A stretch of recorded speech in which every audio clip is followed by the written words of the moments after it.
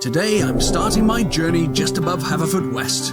My first stop is the Augustinian Priory on the other side of the town, before I venture on to East Hook for a coracle masterclass.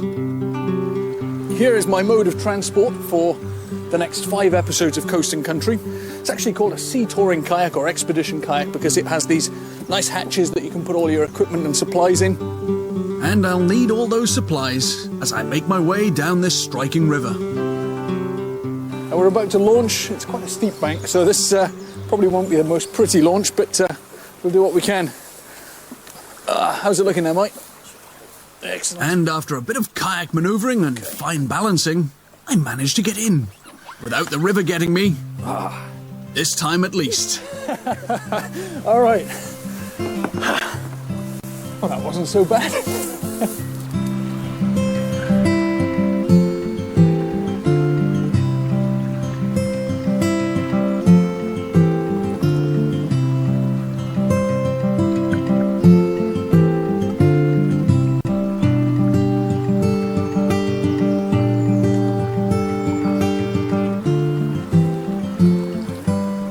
There's very few things as tranquil and relaxing as kayaking down a river like this.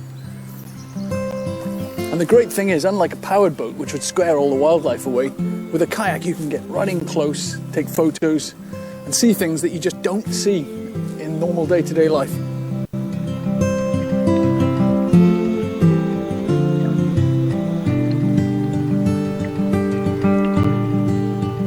And after some gentle paddling, I can see Haverfordwest in the distance.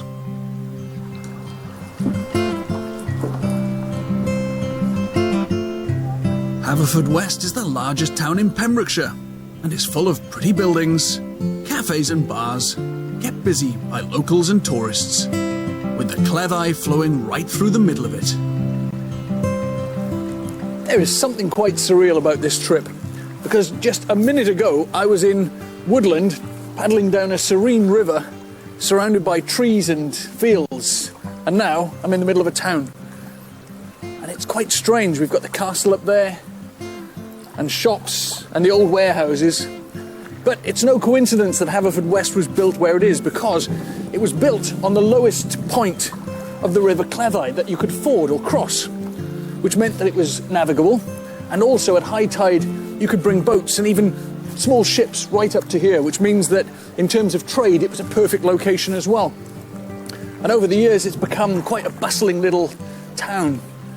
But what is something of a mystery is who first settled here, and that's something we're hoping to find out today.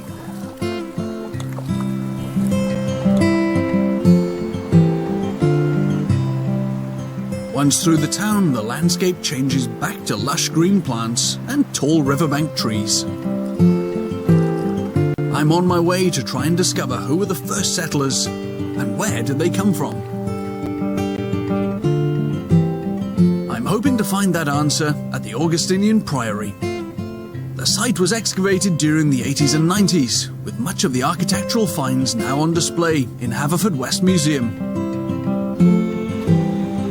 First, I just have to get out of the kayak in the nearby shallows, which is easier said than done.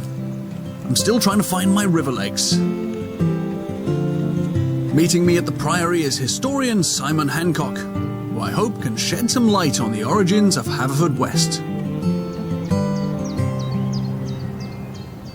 Hello, Simon. Nice to meet you. Welcome to Haverfordwest. Thank you very much. Now, I know Haverfordwest has an incredible history, but there's a bit of a mystery over who founded it, isn't there?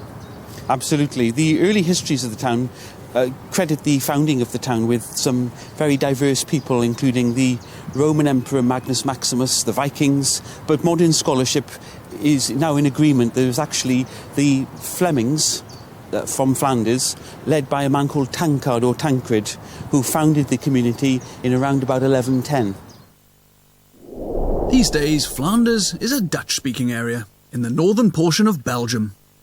Historically, the name was used to describe a region in the northwest of present-day Belgium and adjacent parts of France and the Netherlands. Now, why would they have come here? Well, the Flemings came from one of the most economically advanced and overpopulated parts of Europe, medieval Flanders, and they were very renowned economic migrants.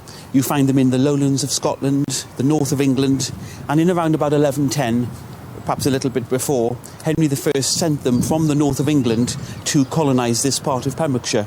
And they founded the first castle on that wonderful spot 28 metres high above the River Cleddau, from which the town then developed. Once established by the Flemings, who had managed to push out the native Welsh, Haverfordwest, or Haverford as it was known then, quickly grew into a strategically important town for a wide range of people in medieval society.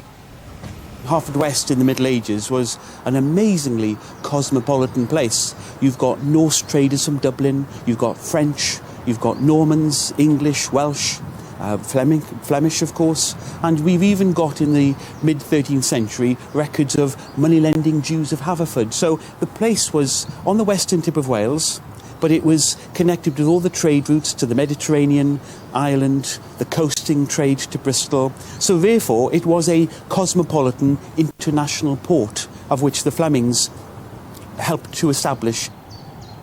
And as the town grew, its importance was recognised throughout the Christian world. We know, for example, that we're standing here in the grounds of the Augustinian Priory, and that this is a sign of the status of the community, that it had the richest monastic house in Wales.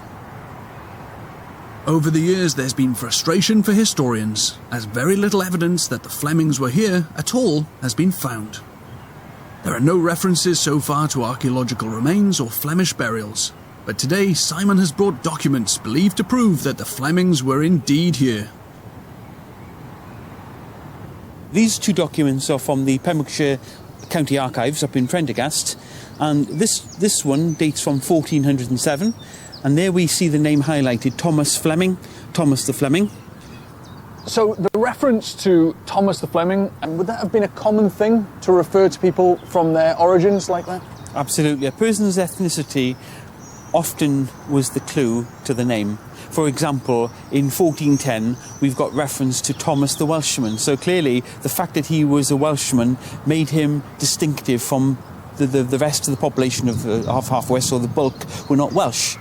As well as those deeds, there are also Pembrokeshire place names used to this day that reflect the Flemings' influence on the area. There's a place called Jordenston, just off Milford Haven. We've got Herbrandston, Walwyn's Castle. And these are all Flemish names, or derived from Flemish names? Yeah, the consensus of opinion is that those names would have been originally named after Flemish settlers. So we have documentary evidence, we have place names on the map, and I understand there's still words that have become part of the dialect of Pembrokeshire today. That's right. Even in 2015, I find myself using words like caffle. Now, caffle is widely used today, means to be entangled, and there's been an analysis that that could be a medieval Flemish term. There's other words like scadly, which means you're mean, skeim, which means to jump up, pilk, which means to prod or to poke. When there was a dictionary produced in 1914, the dialect of South Pembrokeshire covered 27 pages. So it was very significant, and it's a very rich amalgam of so many different cultures, one of which would have been Flemish. Between the place names on the map and the documents here, there seems to be plenty of evidence that the Flemish left their mark on Haverfordwest and Pembrokeshire. Absolutely. After 900 years, the Flemish legacy is still with us today. Well, it seems that we have people from hundreds of miles away to thank for the establishment of Haverfordwest. What a fascinating link to Pembrokeshire's early history.